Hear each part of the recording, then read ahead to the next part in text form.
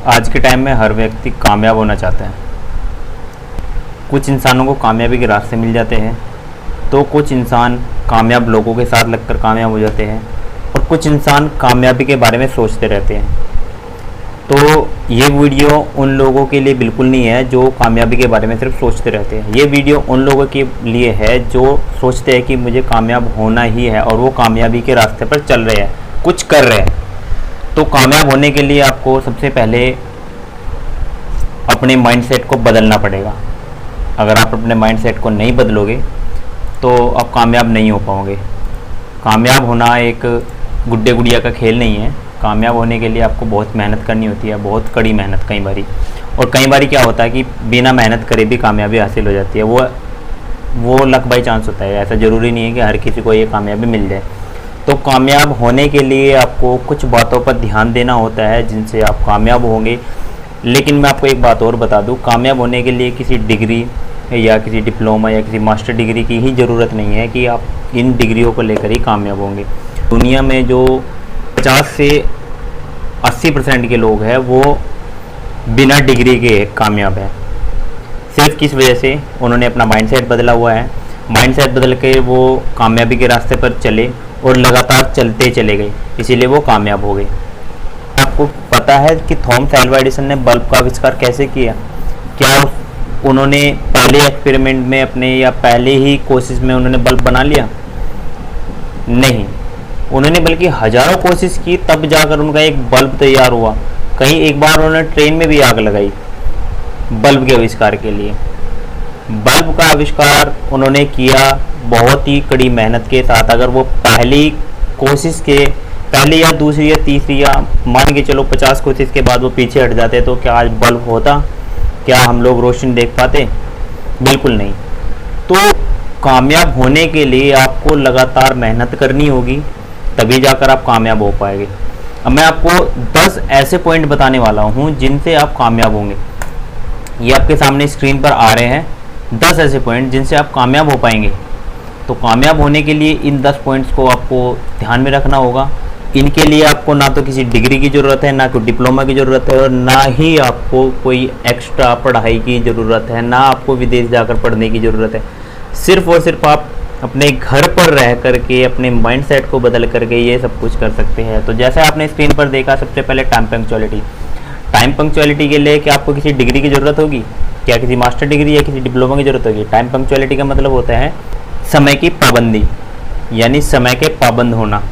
तो अब बताइए, क्या एक अनपढ़ इंसान समय पर कहीं पहुंच नहीं सकता?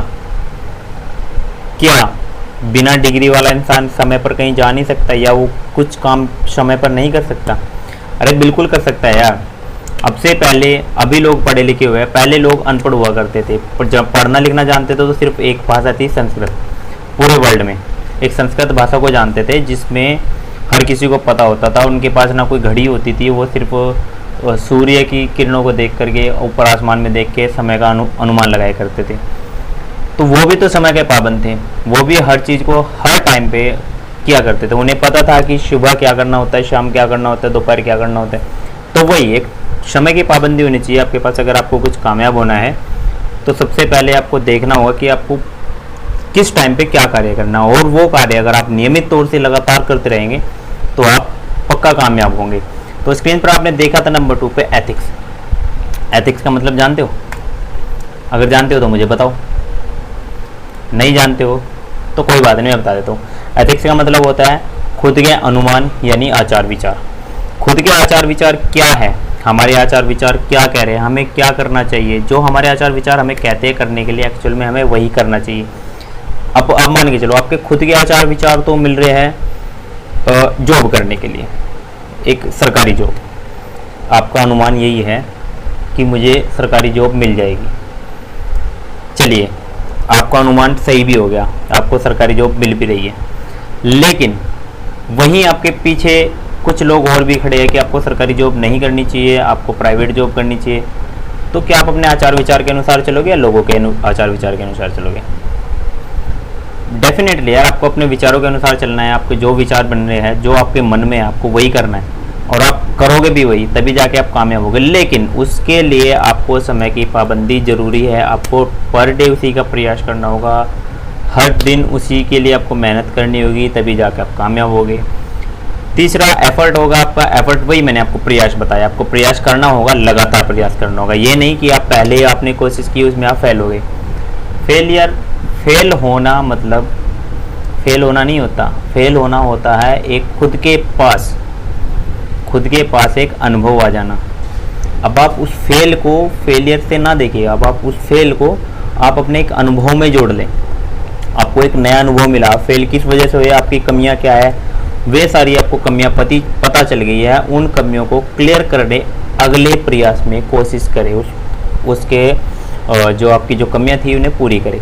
चौथे नंबर पे आती है बॉडी लैंग्वेज। बॉडी लैंग्वेज आप जानते होंगे, बॉडी लैंग्वेज हर किसी की अलग अलग होती है, लेकिन इस बॉडी लैंग्वेज को जब तक आप सही नहीं करोगे तब तक आप आगे नहीं बढ़ पाओगे।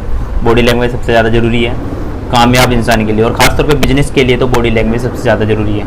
आप प्राइवेट जॉब, सरकारी जॉब, इन जॉब के लिए आपको बॉडी लैंग्वेज हालांकि ज़रूरत है, हर जगह होती है, लेकिन सबसे ज़्यादा जो बोलते हैं कामयाबी का जो सबसे बड़ा सोर्स माना गया वो बिजनेस लाइन में माना गया बॉडी लैंग्वेज। अगर आपकी बॉडी लैंग्वेज एक परफेक्ट है तो आप बिजनेस को अपने हाईएस्ट लेवल पर पहुंचा सकते हो। लेकिन यहाँ पर बात हो रही है सिर्फ कामयाबी की, तो कामयाब किसी भी लेवल पे हो सकते हो। आप जॉब पे भी हो सकते हो, प्राइवेट जॉब पे भी हो सकते हो, बिजनेस पे भी हो सकते हैं, या कुछ भी आप कोई भी धंधा करके कामयाब हो सकते हो। सबसे पहले आपको बॉडी लैंग्वेज मतलब बॉडी लैंग्वेज आपको सीखनी ज़रूरी है, बॉडी लैंग्वेज आनी चाहिए आपको, एक बिल्कुल परफेक्ट होनी चाहिए, और एनर्जी आपके अंदर भरपूर होनी चाहिए। जब तक आपके अंदर उस चीज़ को लेकर एनर्जी नहीं होगी, अब आप कामयाब होना चाह रहे हो, आपने कोई एक रास्ता चुना, रास्ता आपने मान के चलो सरकारी जॉब का ही चुना। सरकारी जॉब में आज के टाइम में हर कोई चाहता है कि मैं फौज में जाऊँ, लेकिन अभी गवर्नमेंट ने जो किया, चलो कोई बात नहीं, हो सकता है कुछ सुधार हो जाए, अभी हम उस बारे में बात नहीं करेंगे, अभी हम अपने कामयाबी की तरफ बढ़ने की बात कर रहे हैं। तो अगर आप फौज में जाना चाहते हैं और फौज में जाने के लिए आपके अंदर एनर्जी नहीं है, तो आप कैसे जा पाओगे। सपोज करो यहाँ पे आपको सुबह 4 बजे उठना भी होता है, रनिंग भी करनी होती है, अगर आपको उसको लेकर के ऊर्जा नहीं होगी, आपके अंदर एनर्जी नहीं होगी, तो क्या होगा। तो उसके लिए एनर्जी ज़रूरी है। एक होता है एटीट्यूड, आपका एटीट्यूड पॉजिटिव होना चाहिए। एटीट्यूड अगर आपका नेगेटिव हो गया तो आप अपनी कामयाबी से 10 क्या मेरे ख्याल से 100-150 कदम पीछे हो जाएंगे। और जो आपको 100-150 कदम पार करने के लिए जो मेहनत लगती है, तो आप समझ ही सकते हो, जब आप 0 कदम से पहला स्टेप उठाते हो तो कितनी मेहनत लग रही है, और आप यहाँ से 0 से 150 कदम पीछे चले गए। इस 150 से आपको 150 स्टेप चलने होंगे, फिर 0 पे पहुँचोगे, इसके बाद 1 चलोगे, तो कितनी मेहनत करनी होगी आपको। तो एटीट्यूड आपका पॉजिटिव होगा तो आप कामयाब हो जाएंगे। फिर आता है आपका पैशन।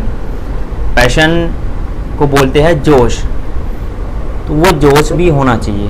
अगर आप कोई काम कर रहे हो तो उस काम को अपनी सिर्फ ये ना मानो कि मुझे ये सिर्फ ये काम इसलिए करना है, उसे अपना पैशन बना लो, उसमें खुल जाओ, उसे अपने में घोल लो, वही आपका जोश होना चाहिए। उस काम को मतलब देख करके ना आपके अंदर एक अजीब जोश जागना चाहिए कि हाँ मैं करूँगा ही करूँगा, ये फाइनल मेरा काम होना है, ठीक है। और टीचेबल, अगर आप टीचेबल का मतलब पढ़ाने योग्य, या आप किसी चीज़ को लेकर के किसी को समझा नहीं सकते। अभी आप यही एक मैंने आपको उदाहरण दिया था अभी आर्मी जॉब का। अगर आप आर्मी में चले गए, आप किसी अच्छी पोस्ट पर पहुंच गए, अगर आप उस अच्छी पोस्ट को लेकर के आपके पास कोई जूनियर आता है, अगर आप उसे समझा नहीं सकते, कुछ पढ़ा नहीं सकते, या जॉब के बारे में कुछ भी अगर आपको बताना हुआ वो आप क्लियरली नहीं बता सकते, तो आपकी उस पोस्ट का कोई फ़ायदा नहीं होगा, कोई वैल्यू नहीं है उस पोस्ट की। तो टीचेबल भी होना ज़रूरी है, पढ़ाने योग्य भी होने चाहिए, या फिर लर्नेबल होना चाहिए, या फिर पढ़ने योग्य यानी सीखने योग्य। अगर आप उस किस चीज़ को या तो सीखने योग्य बनो या फिर उसे सिखाने योग्य बनो। क्लियर है। और आपको करना होगा क्या, डूइंग एक्स्ट्रा। ये 9 नंबर का पॉइंट आता है, डूइंग एक्स्ट्रा। डूइंग एक्स्ट्रा मतलब अतिरिक्त करना, यानी कुछ ज़्यादा करना, हटके करना। अभी आप आर्मी की जॉब में गए, ठीक है, आप सिलेक्ट हुए एक छोटे पे, सिपाही पे। अगर आप चाहते हैं वहाँ पे सुप्रीम कमांडेंट बने, या फिर आप कमांडो में भर्ती हो फौज के ज़रिए, तो आपको कुछ एक्स्ट्रा करना पड़ेगा ना। ऐसा तो है नहीं कि आपने क्या हुआ सुबह 4 बजे उठकर रनिंग करनी है, इसके अलावा कुछ नहीं करना है, बस रनिंग करके उसके बाद आपकी जहाँ जॉब लगी है, जो एक्सरसाइज है वो कंप्लीट करने के बाद आप जाके सीधा अपनी जॉब पे तैनात होगे। ऐसा नहीं होगा ना। क्या इससे आप आगे कामयाब, उससे आगे बढ़ पाओगे? रह तो सिपाही के सिपाही जाओगे ना। अगर आपको ऑफिसर रैंक पे जाना है तो आपको थोड़ा एक्स्ट्रा करना पड़ेगा, ज़रूर करना पड़ेगा। फालतू करोगे तभी जाकर कामयाबी मिलेगी। और प्रिपरेशन, हर चीज़ के लिए प्रिपरेशन ज़रूरी है। आप चाहते हो जॉब करना, तैयारी आप कर रहे हो बिजनेस की, तो अभी आप मेरे को बताओ कि इसमें आप किस में कामयाब होगे? आप दोनों से ही पीछे रह जाओगे, क्योंकि आप करना तो जॉब चाह रहे हो, तैयारी आप उसकी कर रहे हो बिजनेस की, तो पीछे रह गए ना। क्योंकि ना तो आपकी जॉब रह पाएगी आपके साथ, ना ही आपका बिजनेस हो पाएगा, क्योंकि माइंड आपका कन्वर्ट हो गया है, इधर उधर भटक गया।